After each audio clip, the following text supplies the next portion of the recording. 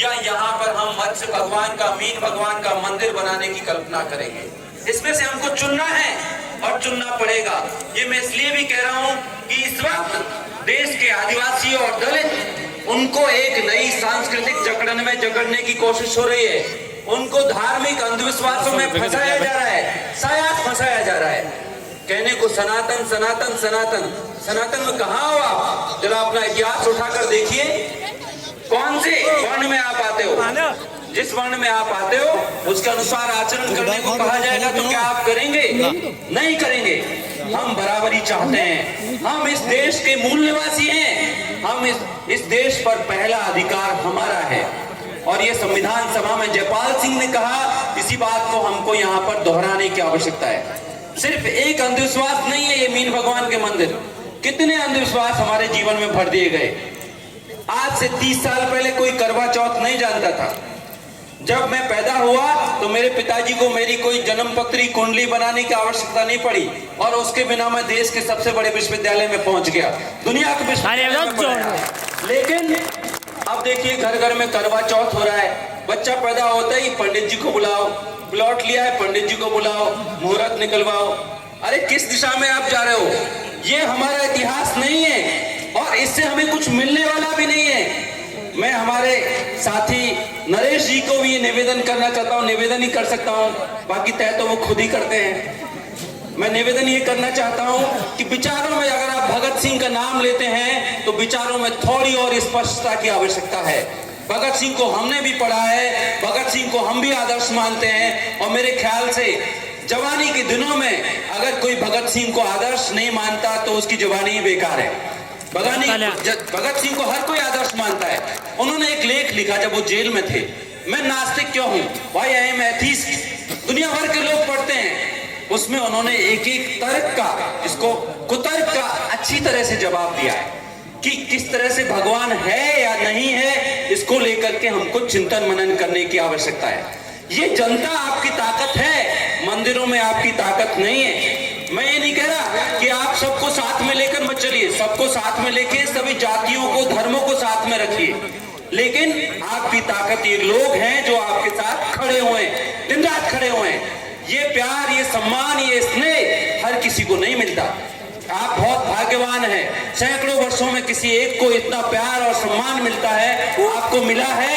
इसी ताकत के साथ आगे बढ़िए, हम सब आपके साथ हैं, लेकिन विचारों में एक स्पष्टता लाइए, क्योंकि बहुत डर लगता है जब कोई संशय होता है तो फिर जब आप विधानसभा जाएंगे बहुत सारे मामलों में आपको फैसले लेने पड़ेंगे, आदिवासियों के बारे में, दलितों के बारे में। तब हम चाहते हैं कि आप मजबूती के साथ आदिवासी दर्शन, हमारे पुरखों के साथ खड़े हो, बाबा साहब अम्बेडकर और जयपाल सिंह और कप्तान छुट्टनलाल की विरासत के साथ खड़े हो और हमें आप पर गर्व हो। हम नेशनल मीडिया में आपको डिफेंड करें कि ये हमारा भाई नरेश है और ये हमारा नेता है, ये जनता की आवाज है, जनता की आत्मा है, जनता का प्यार और विश्वास है इसके साथ में।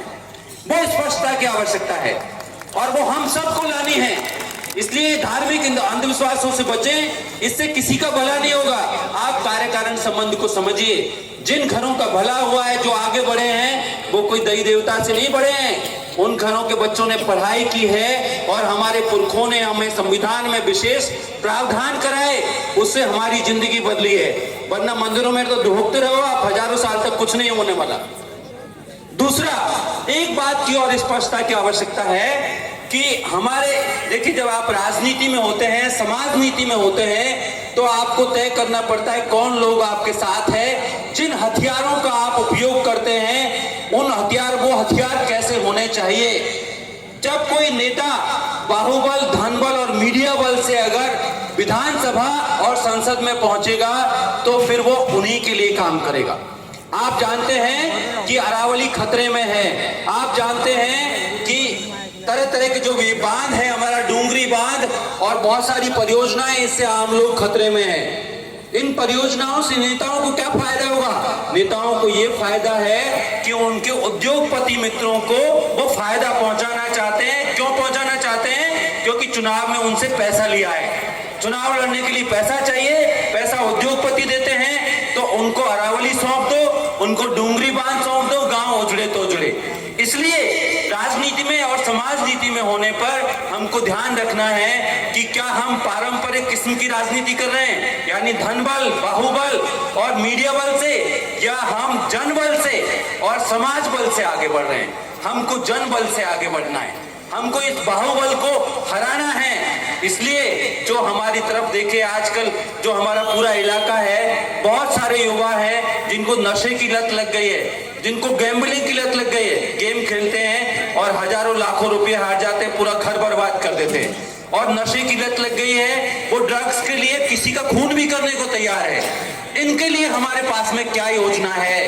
क्या आपकी समाज नीति में, आपकी राजनीति में इनके लिए योजना है, या ये सिर्फ भीड़ है? मेरे ख्याल से हमको इनके बारे में सोचने की आवश्यकता है। जो आप हॉस्टल बना रहे हैं, निश्चित तौर पर हॉस्टल बनेगा और सही मार्गदर्शन मिलेगा तो वो सब लोग जो नशे की लत में है उसको छोड़ करके, जो गैम्बलिंग की लत में है उसको छोड़ करके और इन हॉस्टलों में आकर के पढ़ेंगे। और हमारे भामाशाहों का मैं धन्यवाद अदा करता हूं कि उन्होंने हॉस्टलों के लिए अपने जीवन की कमाई दान की।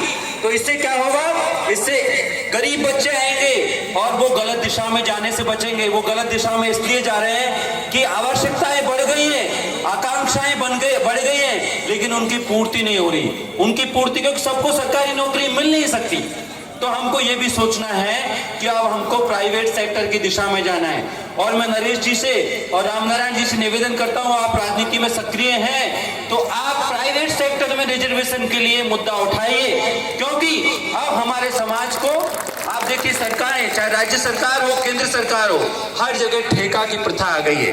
अब कॉन्ट्रैक्ट पे लोग लिए जा रहे हैं। धीरे धीरे हमारे आरक्षण को खत्म करने की कोशिश की जा रही है। जिन भाइयों ने अपने व्यवसाय शुरू कर दिए, बहुत अच्छा किया है, लेकिन हर कोई व्यवसाय नहीं कर सकता।